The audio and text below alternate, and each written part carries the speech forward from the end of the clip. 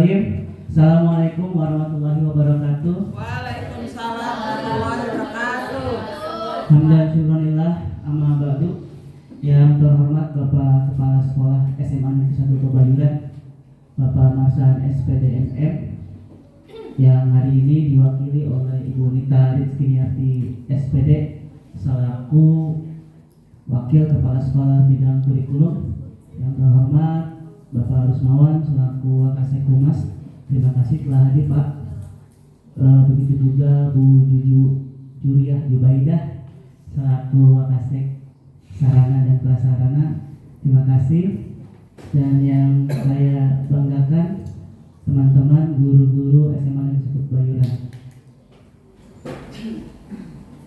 Pertama-tama marilah kita ucapkan puji syukur kehadirat Allah Subhanahu wa taala dengan segala nikmat yang Allah berikan kepada kita sehingga kita bisa berkumpul dalam rangka kegiatan CGP yang kebetulan hari ini saya akan mencoba membagi ilmu, membagi materi tentang budaya positif.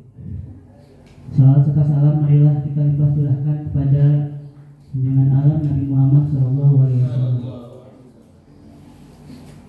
Sebelum saya memulai diseminasi pada kegiatan hari ini, akan ada sambutan dari Bapak Kepala Sekolah yang akan diwakili oleh Ibu Nita Rizkiniarti selaku Wakil Kepala Sekolah Bidang Kurikulum. Kepada Bu Nita saya persilahkan.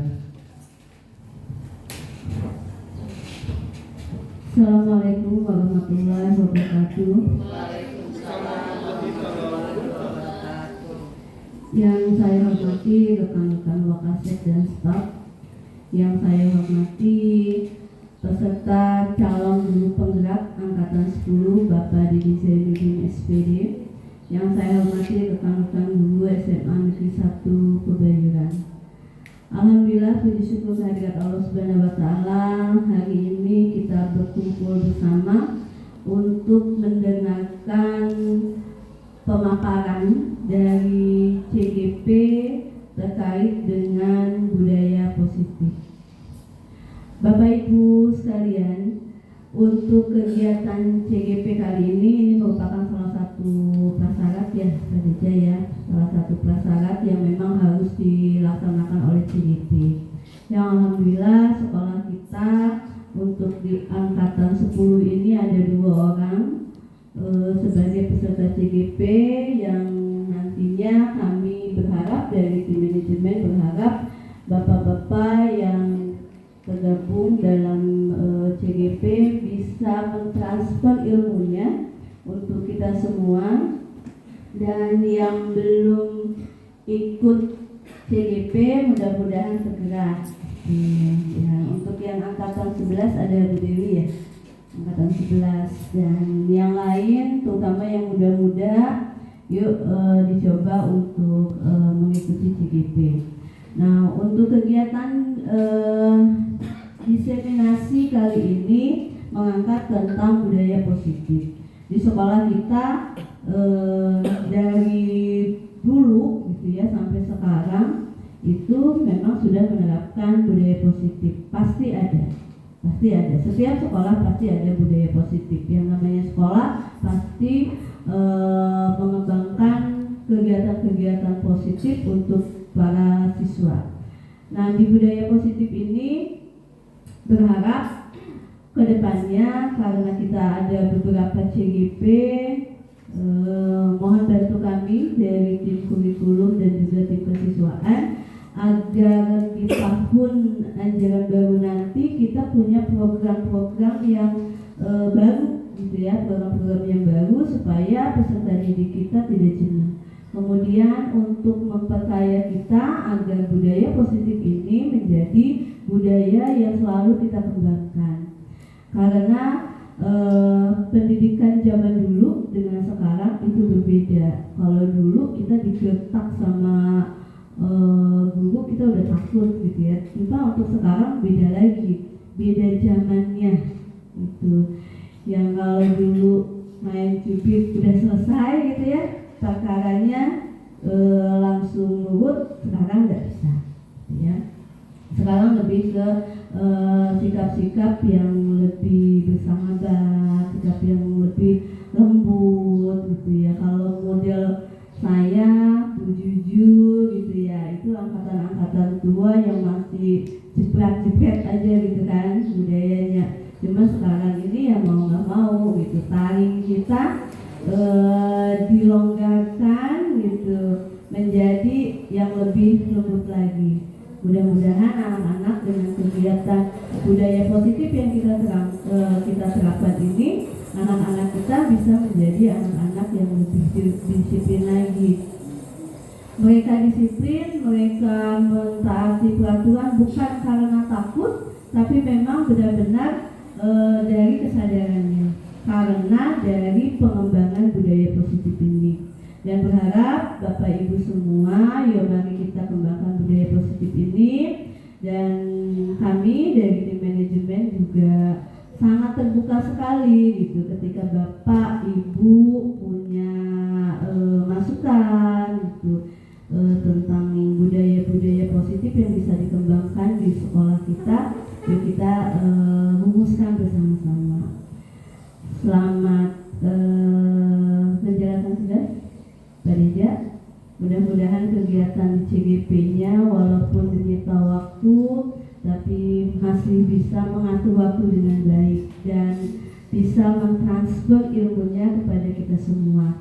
Saya rasa itu saja Bapak Ibu. Mudah-mudahan kegiatan kita bisa berjalan dengan lancar dan apa yang akan dipaparkan oleh Pak Deja bisa bermanfaat untuk kita semua, dan lebih terpentingnya adalah bisa diterapkan di sekolah kita. Terima kasih. Assalamualaikum warahmatullahi wabarakatuh. Waalaikumsalam warahmatullahi wabarakatuh. Ya, terima kasih atas sambutan, masukan, dan arahan dari Ibu Dita dalam kegiatan ini. Berikutnya mohon izin Ibu saya untuk menyampaikan diseminasi. Izin berdiri ya Bu. Ya. Saya ulang kembali. Assalamualaikum warahmatullahi wabarakatuh. Waalaikumsalam. Selamat siang semuanya. Selamat siang. Tetap semangat. Semangat. Ya, kita awali dengan tes fokus kita. Ya. Saya akan tes untuk tepuk tangan biasa ya. Kalau tepuk satu berarti kita boleh di arah kanan. Satu. Kanan. Kemudian dua kiri.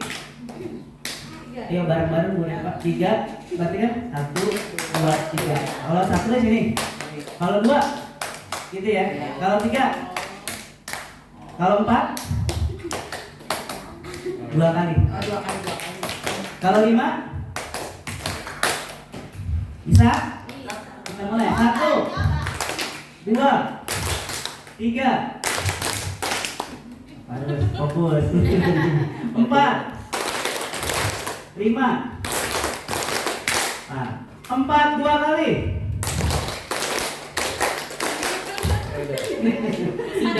Empat tiga kali ya. Bagus. Satu kali lagi ya coba. Lima tiga kali.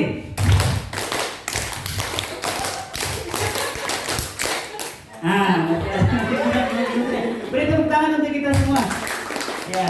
Jadi teman-teman, hari ini saya akan mencoba berbagi pemahaman, berbagi pengalaman dan penerapan saya selama mengikuti kegiatan CGP tentang budaya positif. Secara tidak langsung sebetulnya kita sebagai guru senantiasa menjadi tauladan, menjadi contoh bagi murid-murid kita. Ya, apa yang kita contohkan? Ya ini budaya positif. Ya. Kita lanjutkan, tidak jalan. Ya. Lanjut. Ya. Oke. Jadi tujuan saya hari ini untuk berbagi pemahaman tentang budaya positif. Yang pertama yaitu memahami konsep pendidikan menurut Ki Hajar Dewantara. Kita tahu Ki Hajar Dewantara adalah bapak pendidikan kita, bahkan hari kelahirannya di apa namanya? diperingati sebagai Hari Pendidikan Nasional. Ya, pada intinya Bapak Ki Hajar Dewantara itu meminta guru bahwa seorang guru itu harus menuntun murid. Seorang guru itu harus berpihak pada murid. Jadi kita memperlakukan murid itu seperti sebuah objek yang kita rawat, kita jaga sampai dia muncul potensinya, sampai dia membentuk karakternya sendiri sesuai dengan kodrat alam dan kodrat zaman, seperti itu. Kemudian juga yang kedua adalah melakukan evaluasi dan refleksi tentang praktik disiplin. Ya, karena selama ini kita seringkali ada salah konsep ketika kita memperlakukan murid-murid kita, terutama murid kita ketika terjadi masalah di kelas ataupun di lingkungan sekolah.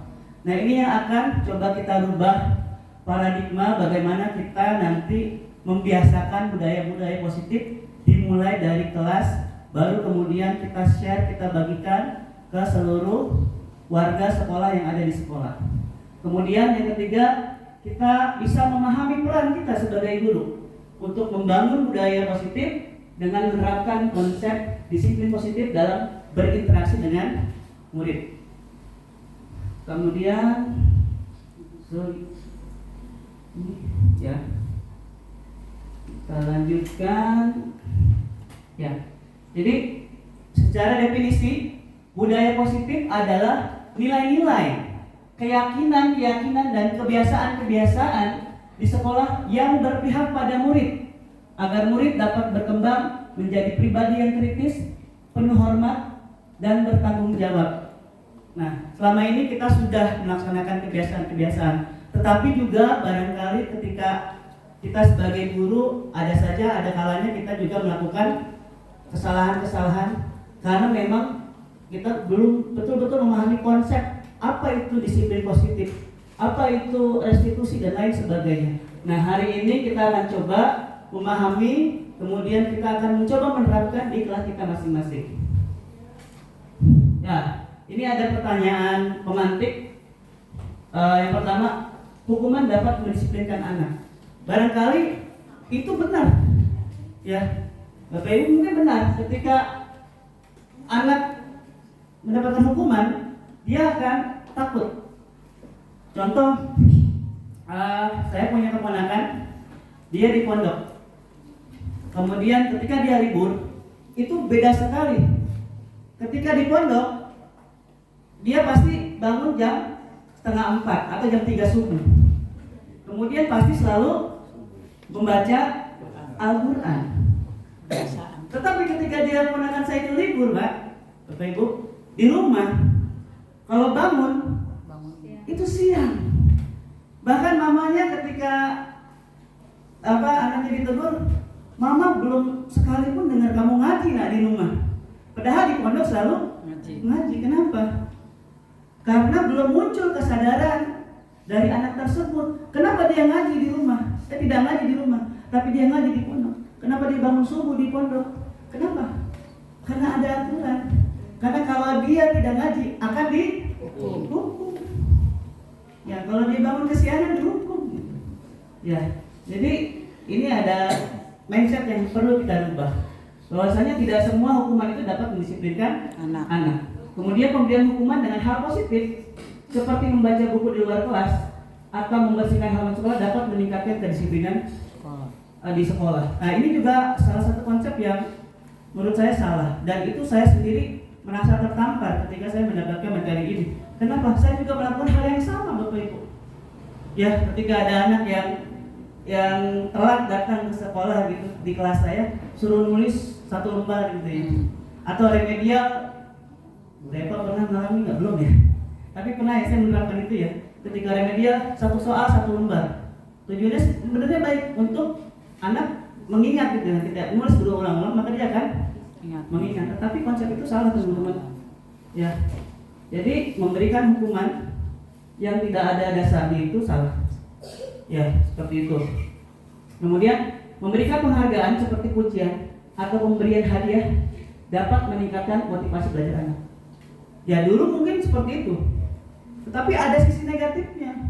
Ya ada dulu, Dek, kalau kamu puasanya full, nanti ibu beliin sepatu, kan itu kan ini kan memberikan penghargaan karena kita telah full puasanya misalkan. Tetapi itu menjadi ketergantungan bagi anak. Ketika tidak ada penghargaan, maka dia tidak akan melakukan. Atau di kelas seperti itu, kita kasih reward bagi ulangan yang nomor apa, yang ulangannya paling bagus, muncul nggak kira-kira kecemburuan sosial? Muncul. Bisa jadi yang biasanya ranking 1 jadi ranking 2. Itu juga bahkan menimbulkan yang namanya kesenjangan. Maka tidak selamanya pemberian penghargaan itu baik. Boleh nggak dilakukan? Boleh, tapi tidak selalu. Jangan terlalu sering gitu. Ya, teman-teman, ada beberapa topik yang akan kita bahas, yaitu tentang disiplin positif dan nilai-nilai kebajikan, teori motivasi hukuman dan penghargaan, restitusi, keyakinan kelas, kebutuhan dasar, 5 posisi kontrol restitusi, dan segitiga restitusi.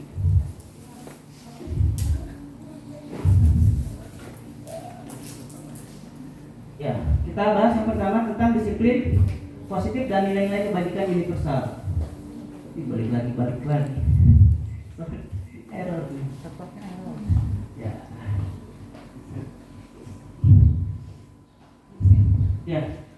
Kalau teman-teman disuruh menuliskan, atau saya tanya dah, 3 hal yang paling berharga dalam hidup teman-teman, Bapak Ibu, Pak Sadin apa saja? 3 hal yang paling berharga dalam hidup Pak Sadin. Apa? Istri, motor, atau HP, apa? Keluarga,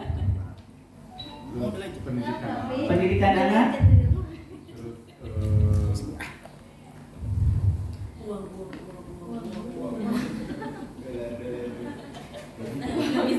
lisan, ya, ilmu atau iman, ilmu pendidikan anak, iya. Terus yang pertama keluarga, iman, terus ya kehidupannya baik. Iya, kehidupannya. Jadi itu adalah sebuah nilai. Kalau misalkan Mas Arjun, keluarganya saya minta, mau nggak? Boleh. Istrinya saya ambil, mau nggak? Boleh. Nggak boleh. Atau anaknya saya ambil, boleh nggak? Nggak boleh kan? Kenapa? Itu keyakinan kita. Seterpaksa apapun, atau saya rayu gitu ya, Mas Arjun anaknya saya bayarin 2 miliar gitu. Karena itu keyakinan, bisa nggak kita kasih nggak? Enggak. Jadi itu adalah sebuah keyakinan, nilai-nilai yang ada dalam diri kita, yang menjadi panduan kita, yang menjadi tujuan hidup kita. Ya, itu sebuah nilai-nilai. Nah, di dalam kelas kita juga bisa membiasakan nilai-nilai tadi. Ya, yaitu nilai-nilai apa? Nilai-nilai kebajikan. Nah, di sini ada ilusi guru mengontrol. Ya, tadi sudah saya bahas, ini berkaitan dengan hukuman, kemudian dan tadi penghargaan ya. Selanjutnya kita akan mencoba merubah paradigma kita. Selama ini kita memperlakukan siswa kita berdasarkan teori stimulus respon. Ketika contoh pada stimulus, realitas kebutuhan kita sama. Kita kadang memperlakukan siswa kita semuanya itu sama rata. Ya, pokoknya kamu misalkan besok bawa uang 5.000 karena mau ada kegiatan, bisa nggak kira-kira? Nah, karena kan nggak bisa kan ya? Karena apa? Kebutuhan anak-anak latar belakangnya Berbeda. Nah, kalau teori kontrol itu dia kebalik, ya, realitas atau kebutuhan itu kita berbeda. Maka ketika kita memperlakukan murid kita di kelas, itu harus sama atau harus berbeda? Harus berbeda sesuai kebutuhan mereka masing-masing gitu. Ya. Jadi itu ada perubahan. Yang tadinya kita melakukan stimulus respon, seperti anak berantem di kelas. Respon kita seperti apa? Misalkan menghukum, itu adalah stimulus respon kan? Ada aksi, ada reaksi. Nah, yang harus kita lakukan di kelas yaitu sebagai kontrol. Kita tuh mengedepankan teori kontrol. Jadi setiap orang tuh memiliki gambaran berbeda. Ketika ada yang salah, kita tanya dulu alasannya. Bisa jadi kita kadang seujon duluan kan. Kamu nih nggak pernah ngerjain PR. Ya, padahal kan kita nggak tahu gambarannya, mungkin kita nggak tahu sudut pandang dia. Bisa jadi dia membantu orang tuanya, bikin kue misalkan sampai bergadang, kemudian subuh dia masih bekerja, kemudian nggak sempat mengerjakan PR. Bisa Ya, juga itu lilin ya. pentingnya kita melaksanakan teori kontrol, teman-teman. Selanjutnya balik lagi ya. Ya, disiplin ini kebanyakan berkaitan dengan aturan. Sebetulnya disiplin itu dalam bahasa Yunani adalah belajar. Jadi kita di kelas, di sekolah, ketika kita melakukan pendisiplinan, artinya kita sedang belajar. Ya, belajar membiasakan. Sehingga dari kebiasaan itu akan terbentuk yang namanya karakter, yang dalam kurikulum Merdeka termaktub dalam profil pelajar Pancasila, seperti itu. Balik lagi Pak. Oh ya, ke sini berarti ya. Ya udah tahu. Ya. Lanjut, kita yang penting saja. Balik lagi ya. Ya, ini yang tadi kita bahas mengenai nilai-nilai. Ya, jadi nilai-nilai kebajikan itu sesuatu yang kita miliki, di mana memiliki tujuan mulia dalam kehidupan kita. Ya, makanya kita contoh di sekolah kita membiasakan anak untuk datang tepat waktu. Nilai apa sih yang kita tanamkan ke anak, ke murid? Nilai disiplin. Kenapa sih kita harus anak-anak yang pakaiannya tidak lengkap kita tegur? Itu nilai apa? Nilai kerapihan. Ketika di kelas ada sampah, Pak Usman senantiasa mengingatkan anak untuk membuang sampah pada tempatnya. Itu nilai apa? Ada nilai kebersihan. Nah, nilai-nilai itu yang sering kali kita harus biasakan kepada murid-murid kita di kelas. Ya, nah ini nilai kebajikan yang sekarang pemerintah gaungkan ada berapa? Ada 6 profil pelajar Pancasila. Yang pertama, beriman bertakwa kepada Tuhan Yang Maha Esa dan berakhlak mulia. Kemudian berkebinekaan global, bergotong royong, kreatif, bernalar kritis, dan mandiri. Di dalam kelas, di dalam modul, di dalam RPP memang mungkin tidak ada kalimatnya, tetapi di dalam kegiatan di kelasnya, di dalam sintaks pembelajaran kita itu harus ada. Ya, mana nih yang mau kita kembangkan anak kita? Ya, misalkan pembelajaran tentang sistem reproduksi, apa ya yang mau kita tanamkan? Nilai apa yang mau kita tanamkan kepada peserta didik kita atau kepada murid kita? Misalkan bernalar kritis, dia membahas tentang fenomena bayi tabung, atau kalau bayi yang dititipkan apa namanya? Surgery mother ya? Surgery mother. Jadi seseorang ini pengen punya anak nih perempuan, tetapi dia nggak mau hamil, nggak mau nanti berubah gitu kan? Ditipin aja gitu kan? Surgery mother gitu kan? Nah itu kan bisa kita bahas juga. Apakah kalian setuju atau tidak? Nanti kan bisa ditinjau dari segi agama mungkin kan, atau dari segi sainsnya seperti apa ya. Jadi nilai-nilai ini yang 6 ini yang harus kita tanamkan kepada murid-murid kita di kelas. Selanjutnya ya, ini hanya contoh-contoh saja nilai-nilai ya. Jadi terserah nanti kita mau yang mana gitu ya. Misalkan kalau saya setiap pagi menyambut siswa itu ada 5 S. Ada yang tahu nggak 5 S? Senyum, salam, sapa, sopan, santun. Ini nilai. Ya, ini dari TK sudah diajarkan ya. Tetapi luar biasa kan anak kita. Ketika ada gurunya lewat aja. Minimal kan senyum gitu ya. Ada 5 S ini gitu. Maka kita biasakan setiap hari. Gitu. Kemudian teori motivasi, hukuman, dan penghargaan restitusi. Ya.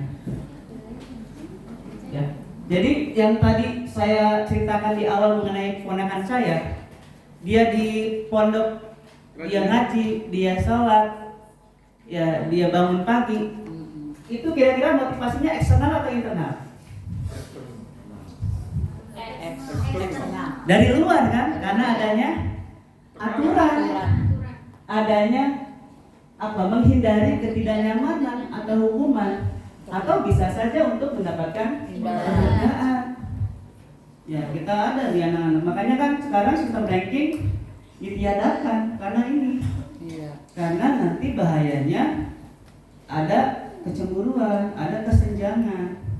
Bahkan ada kasus ketika temennya jadi ranking, yang biasa ranking 1 berubah jadi ranking 2, yang ranking 1 itu dibully sampai nangis. Kenapa? Ya tadi yang ranking 2 gak terima, biasanya kan saya ranking 1, kok dia kok saya jadi ranking 2, kok dia ranking 1 gitu kan. Nah ini makanya dihapuskan, di rapot tidak ada sistem ranking ya Bu ya, seperti itu. Nah yang perlu kita gali dari murid apa? Motivasi internal ya. Jadi untuk menjadi orang yang mereka inginkan dan menghargai diri sendiri dengan nilai-nilai yang mereka percayai tadi. Ya saya pengen jadi orang yang disiplin. Makanya ketika di kelas sering-sering tanya cita-citanya apa? Jadi polisi. Polisi itu nilainya apa? Tegas ya. Nah berarti kan dia harus membiasakan tegas. Rajin, ya harus membiasakan diri menjadi orang yang rajin, disiplin apalagi ya polisi itu. Makanya saya selalu menekankan itu. Coba kamu cita-cita kamu apa? Udah sesuai dengan kelakuan kamu, dengan perilaku kamu? Belum Pak. Lihat dari sekarang dibiasakan. Ya. Jadi fungsi kita di kelas, kita membuat anak mengubah motivasinya yang biasanya berdasarkan tata tertib, aturan, tapi kita bangun kesadaran dari dalam diri sendiri seperti itu. Nah, kadang juga kita berada pada kondisi seperti ini. Pernahkah Anda berada dalam sebuah situasi di mana Anda sengaja melakukan sesuatu yang menyakitkan bagi Anda, bahkan bertabrakan dengan penghargaan dari orang lain? Mengapa Anda tetap melakukannya? Karena ada motivasi dari luar. Gitu kan ya? Ya, udah capek tapi tetap kerja. Dari puji. Karena takut diomelin atasan, ya Bu ya. Karena ada deadline itu kan ya Bu ya. Gitu. Karena seringkali seperti itu. Kita berlawanan dengan nilai-nilai apa yang kita miliki gitu. Nah, lanjut. Ini udah yang harus saya ceritakan. Oh. Lanjut ya. Ya. Nah, ini ada perbedaan terkait masalah hukuman dan konsekuensi. Kalau hukuman itu sesuatu yang menyakitkan, harus terjadi dan kadang membuat anak sakit. Hukuman itu terkadang dia refleks gitu, tidak dipikirkan. Misalkan anak tiba-tiba datang kesiangan, enaknya dihukum apa ya? Udah kamu push up gitu. Itu namanya hukuman. Yang hukuman itu bisa saja berupa hukuman fisik ataupun non fisik. Kita mengatain anak, kamu baju dekil banget kayak gembel gitu, itu enggak hukuman bagi anak. Bahkan hukuman ucapan itu jauh lebih menyakitkan daripada hukuman fisik. Nah, teman-teman, mari kita introspeksi diri bareng-bareng, kita jangan sampai di kelas kita melakukan hal tersebut, ya. Bisa ya? Ya, sama saya juga mulai mengurangi gitu. Apalagi jangan sampai teman-teman menghukum di depan kelasnya, di depan teman-temannya. Mungkin teman-temannya senang, tetapi dalam hati dia bisa aja dendam. Dulu gua disuruh push up berdiri gitu di depan 2 jam pelajaran. Nah, itu tidak baik. Mari kita ganti dengan yang nanti tentang restitusi gitu. Ya. Saya juga sama melakukan banyak kesalahan di kelas. Saya itu bawa anak-anak misalkan pagi berdiri, periksa. Itu harus ada dasi, harus ada nemtek, harus ada ikat pinggang, harus pakai kaos kaki. Yang nggak lengkap ke depan, ngapain? Bending deh. Nah ternyata itu adalah kegiatan atau hukuman. Ya, berarti sesuatu yang tidak boleh dilakukan di kelas. Maka saya mengubah itu. Ya, saya tidak lagi menghukum anak gitu ya, seperti itu. Ya, kita lanjutkan. Ya, seperti ini juga kita seringkali pernah ya, kayak mencatat 100 kali dalam buku kalimat, saya tidak akan terlambat. Ya, ini beberapa kali bagi anak yang telat saya melakukan itu. Bahkan dia bikin berapa lembar gitu ya. Nah, itu hukuman. Ya, kemudian menggantikan kertas tugas teman yang telah dicoret-coret. Nah, itu namanya konsekuensi karena kamu telah mencoret-coret. Jadi kita bisa membedakan mana itu hukuman, mana konsekuensi.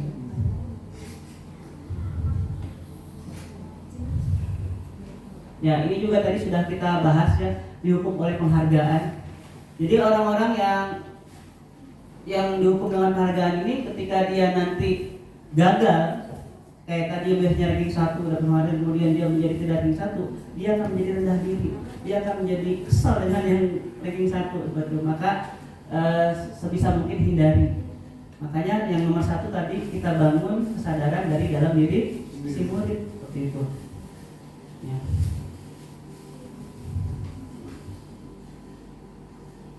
Ya, ini ada dampak dari pemberian penghargaan. Nanti saya share aja ya ke teman-teman ya, biar teman-teman juga bisa membaca kembali. Kemudian mana nih yang harus kita terapkan di kelas ya. Gitu. Kemudian restitusi. Nah, restitusi ini sesuatu yang baru. Saya juga sama baru dengar gitu ya. Dan ini sangat mengubah paradigma saya selaku guru di kelas bagaimana menangani murid yang memiliki masalah. Nah, selama ini kita melakukan beberapa posisi kontrol, makanya nanti ada teori juga tentang 5 posisi kontrol guru. Selama ini mungkin ketika ada murid ada masalah, kita malah menghukum. Ini ketika dia bengkok malah kita patahkan, bukan kita luruskan. Ya, jadi restitusi adalah proses menciptakan kondisi bagi murid untuk memperbaiki kesalahan, mohon maaf ini kesalahan mereka. Ya, sehingga mereka bisa kembali pada kelompok mereka dengan karakter yang lebih kuat. Jadi nanti ada kolaboratif yang mengajarkan murid untuk mencari solusi untuk masalah mereka dan membantu murid berpikir tentang orang seperti apa yang mereka inginkan. Nah, itu kemarin sudah saya praktekkan, ada 2 anak yang terlambat, kemudian saya coba lakukan segitiga restitusi dan nanti kita lihat videonya. Itu penerapan dari saya. Nah, jadi ini yang harus kita hindari, ada identitas gagal. Ya, jadi dalam bentuk hukuman itu yang dilarang. Kemudian ada identitas sukses, ada disiplin, ada konsekuensi dan restitusi. Contoh yang pertama kita bahas yang pertama saja. Sesuatu yang menyakitkan harus terjadi. Ketika orang dihukum, dia harus mendapatkan balasannya. Nah, itu menyakitkan bagi seorang anak. Kemudian yang konsekuensi, sesuatu harus terjadi, maka kamu harus tanggung jawab, ya kan? Kamu udah numpahin minuman Bu Dewi, berarti kamu harus ngapain? Diganti nggak minumannya? Dibeliin lagi minumannya, itu namanya konsekuensi. Nah, sedangkan restitusi merupakan pilihan. Kamu udah numpahin minuman Bu Dewi, mau diganti dengan yang lain, Bu, saya ganti pakai duit ya, atau mau ganti yang lain, terserah ibu. Nah, itu namanya restitusi. Kenapa? Karena si murid yang memberikan pilihan. Kira-kira apa nih kedepannya saya untuk memperbaiki, misalkan ada anak yang kesiangan. Ya, kita harus tanya dulu kan, kenapa kesiangan. Nah, nanti di akhir kita tanyakan, ke depan bagaimana kamu agar kamu tidak kesiangan. Oh iya, saya akan masang. Oh iya, saya minta sama ibu saya nanti dibangunin. Kan seperti itu ya. Oh iya, saya tidak akan begadang lagi karena takut kesiangan. Nah, itu namanya restitusi. Seperti itu. Nah, kemudian ada keyakinan kelas. Keyakinan kelas ini tadi kaitannya dengan nilai-nilai yang kita yakini. Ya, kan ada keyakinan kelas, ada kesepakatan kelas. Kurang lebih sama, cuma kalimatnya saja. Ya, kalau keyakinan itu lebih ke nilai-nilai, kalau kesepakatan itu adalah kalimatnya lengkap. Gitu. Kalimatnya lengkap, misalkan ketika di awal pembelajaran kita, ayo anak-anak, hari ini kita mau belajar tentang logaritma. Kita mulai dengan kesepakatan kelas. Apa yang pertama? Saya, Bu, boleh makan misalkan, atau boleh ngemil. Nah, itu kan kesepakatan. Nah, Kemudian ada lagi, saya Pak, misalkan Bu Marina apa ya kira-kira ya? Apa Bu Marina? Kalau di kelas jadi murid pengennya ngapain? Boleh nyontek? Ya. Saya Pak tidak boleh mencontek misalkan. Itu kan kesepakatan keyakinannya apa? Ketika murid dilarang mencontek keyakinannya apa? Jujur, gitu kan? Nilai kejujuran seperti itu. Ya. Jadi nanti dibiasakan kita di kelas untuk melakukan kesepakatan di awal. Ya. Nanti kita lihat contohnya. Ya, ini ada prosedurnya. Jadi kita mempersilakan murid di kelas ya. Kita ceritakan dulu. Hari ini kita melakukan kesepakatan kelas. Silahkan kalian tulis 1-2 kata yang ingin kalian alami di kelas ketika selama belajar dengan Bapak. Saya pengen nyaman Pak. Ada yang kadang nggak nyambung dengan pelajaran. Yang pikir kerja Pak, jalan sendiri gitu ya. Kadang sebagian kelas yang saya lakukan kesepakatan kelas itu jarang teman-temannya piket ya gitu. Jadi ini ada prosedurnya sampai nanti kita sahkan menjadi sebuah kesepakatan bersama, kita dokumentasikan atau kita print kemudian kita tempel di kelas agar anak selalu mengingat itu ya. Nah ini contoh, jadi saya menggunakan kertas plano, kemudian memberikan setiap murid itu stick note, mereka menuliskan ya masing-masing ditulis. Ini saya karena ada 2 kegiatan, jadi di awal saya melakukan kesepakatan kelas, di akhir saya melakukan refleksi pembelajaran. Kalau refleksi pembelajaran kan ya tanyakan saja bagaimana pembelajaran hari ini di kelas. Kalau ada yang balas kan emot senyum atau seru Pak, kayak gitu ya, seperti itu. Ini contoh praktik kegiatan kelasnya. Ya ini murid. Jadi nanti kita bahas karena kan dari puluhan kesepakatan anak-anak itu banyak yang sama kan. Maka kita bahas misalkan ini ada yang santai gitu ya. Nanti kita kita kumpulkan yang sama. Ini contohnya jangan berisik, harus kompak, jangan banyak nulis materi. Ini kesempatan anak. Nah berarti gurunya harus pinter-pinter kan? Nah, berarti harus praktik nih daripada anak Teori. dari materi atau nulis. Kemudian ada refleksi, jangan banyak tugas. Anak kita begitu ya. Jangan banyak tugas. Dan boleh pegang HP setelah ada izin dari guru. Nah ini ada yang sampai ke rambut nih, rambut rapi gitu. Jadi itu.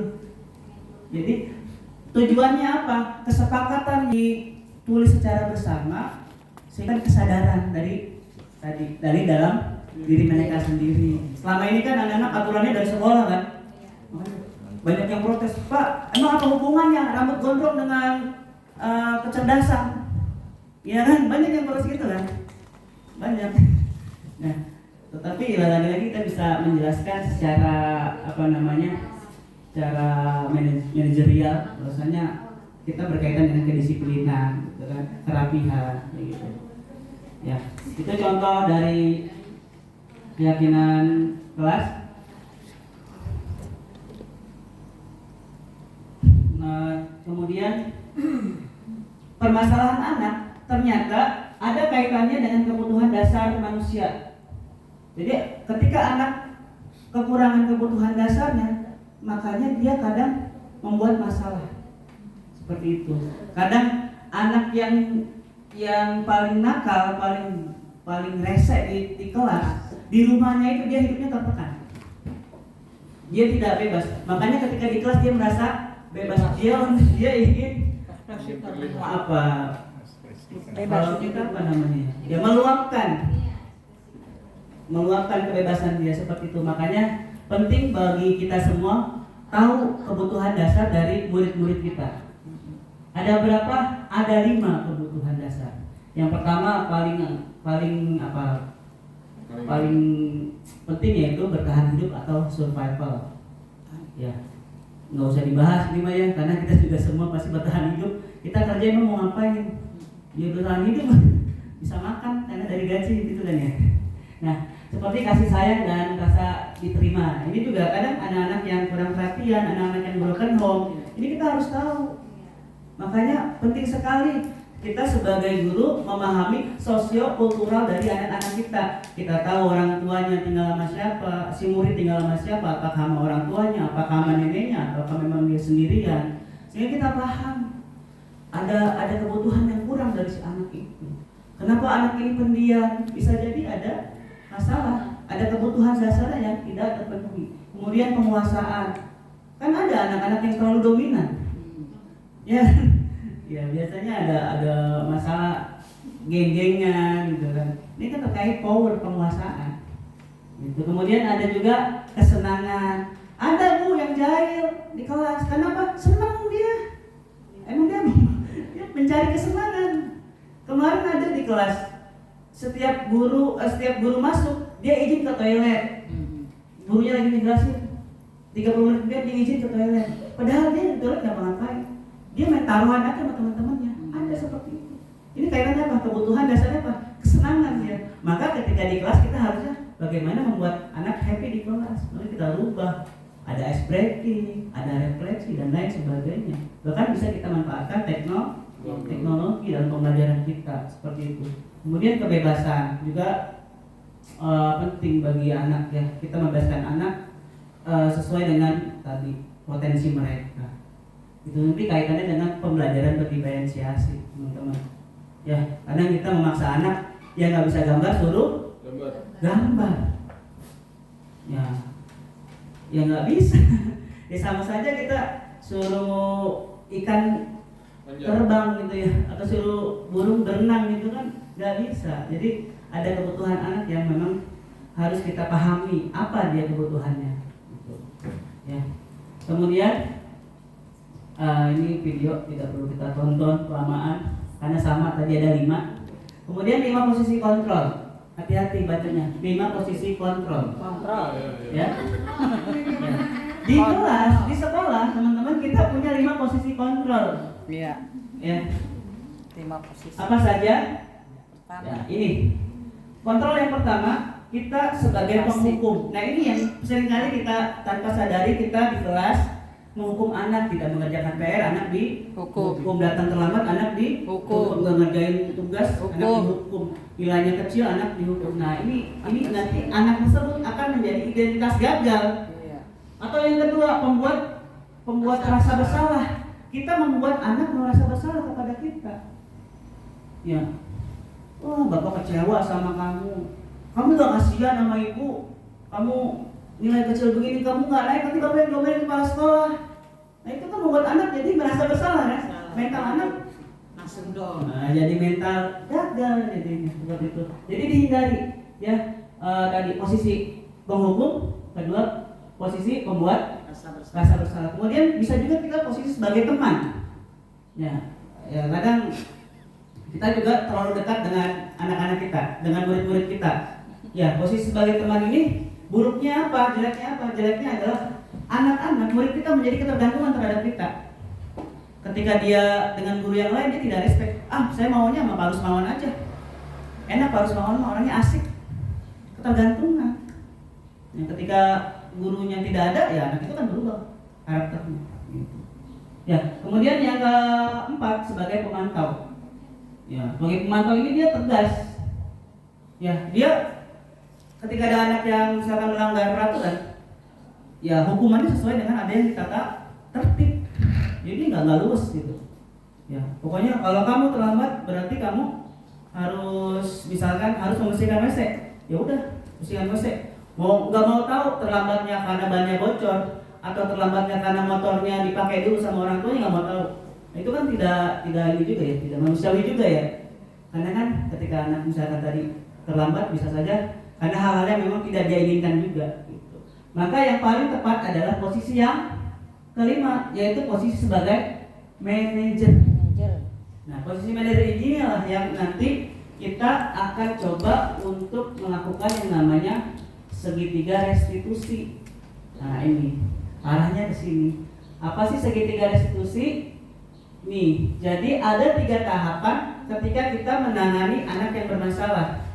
Tahapan yang pertama adalah menstabilkan identitas. Jadi ketika anak salah, kita jangan langsung nyalahin dia, tetapi kita mencoba menstabilkan identitas dia. Ya, dengan cara apa? Misalkan, nah, semua orang punya kekurangan, ya kan? Nah, Bapak juga dulu begitu, gitu kan? Nah, tidak ada orang yang sempurna. Itu namanya menstabilkan identitas. Buat anak merasa tidak bersalah dulu. Gitu. Karena apa? Kalau anak kita lakukan treatment ketika dia masih dalam keadaan bersalah, maka nanti dia akan berpikir yang kurang logis. Nah, kemudian setelah kita menstabilkan identitas, kemudian baru kita memvalidasi kebutuhan anak, kebutuhannya. Misalkan dengan menanyakan, apa alasan kamu bolos? Nggak ada gurunya Pak, kan bisa begitu ya? Ya bosan di kelasnya panas, mendingan ke warung adem. Nah itu bisa kita validasi. Nanti kira-kira hal tersebut dengan bolos itu hal yang dibenarkan atau disalahkan. Nah, anak kan nanti bisa berpikir kan, sebenarnya salah sih Pak. Nah, baru kemudian nanti kita menanyakan keyakinan, nilai-nilai apa yang telah kita sepakati. Apakah membolos itu merupakan nilai-nilai kesepakatan kelas atau keyakinan kelas? Nanti si murid berarti akan menjawab, tidak Pak, itu bukan keyakinan kelas. Ya berarti kalau bukan keyakinan kelas, maka apa yang harus kamu yakini?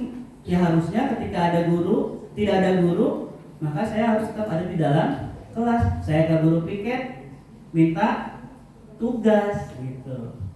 Ya, jadi ada 3. Yang pertama menstabilkan identitas, yang kedua validasi kebutuhan, yang ketiga menanyakan keyakinan. Nah, ini contohnya, kasusnya ini seorang siswa mencontek saat penilaian sumatif. Ya, seorang siswi bernama Juni ketahuan melakukan kecurangan dengan menyontek pada saat pelaksanaan penilaian sumatif pelajaran biologi. Iya, ini adalah. Assalamualaikum Pak. Waalaikumsalam. Silakan duduk.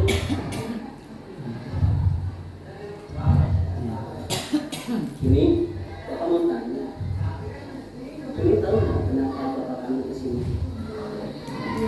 Kemarin waktu penilaian sumatif saya mencontek Pak. Coba Cumi ceritakan kronologi kejadiannya. Ini Pak, karena malamnya saya tidak belajar, jadi waktu itu saya membuat catatan kecil untuk mencontek, dan ternyata saya ketahuan oleh guru Pak. Oh begitu. Bapak yakin tidak ada sesuatu yang sempurna? Ini menstabilkan identitas. Mau mengakui kesalahan ini? Iya Pak, saya minta maaf. Kalau boleh Bapak tahu, kenapa Cumi bisa sampai mencontek? Validasi tindakan yang salah. Pembelajaran begitu sulit Pak, dan saya belum belajar. Jadi saya memutuskan untuk membuat catatan kecil deh. Saya minta maaf Pak. Oh begitu. Menurut Cumi, tindakan yang benar-benar Salah Pak, karena saya tidak jujur dalam mengerjakan penilaian sumatif. Terus untuk kedepannya apa yang akan Cumi lakukan ketika ujian berlangsung? Saya akan gali aku Pak, dan bertanya kepada guru mata pelajaran apabila saya belum paham tentang materi pembelajaran. Bagus. Bapak guru pasti akan menyemangati Cumi. Ya sudah, sekarang ini kembali ke kelas ya.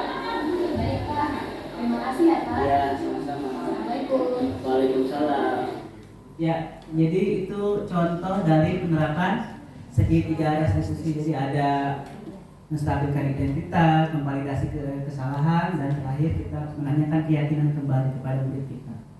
Ya, mudah-mudahan kita bisa ya teman-teman ya mempraktekkan. Ya, walaupun mungkin nanti cuma beberapa tahap yang kita lakukan, misalkan kita cuma langsung menanyakan keyakinan atau langsung ke menstabilkan identitas, tidak apa-apa. Tapi itu secara bertahap ya. Yang penting kita sudah tahu gitu.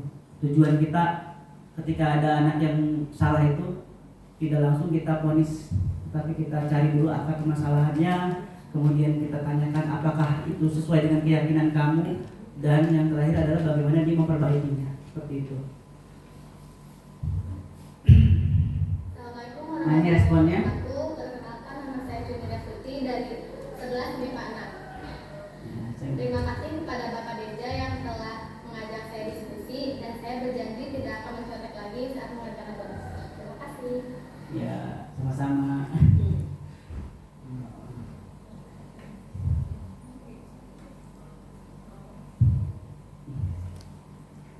Ya, jadi terakhir kita sebagai guru, bahwasanya sebagai guru kita senantiasa tidak berhenti belajar, teman-teman. Karena memang apalagi kita sebagai orang Islam, bahwasanya menuntut ilmu itu wajib dari lahir sampai yang lahat. Nah, mudah-mudahan pada kegiatan hari ini tentang diseminasi budaya positif dari saya bisa bermanfaat bagi teman-teman semua dan bisa kita terapkan di kelas ya, sehingga terjadi perubahan sedikit-sedikit budaya positif di sekolah kita. Terima kasih atas waktunya. Cukup sekian dari saya. Mohon maaf apabila ada kata-kata saya yang salah. Saya akhiri, wabillahi taufiq wal hidayah. Assalamualaikum warahmatullahi wabarakatuh.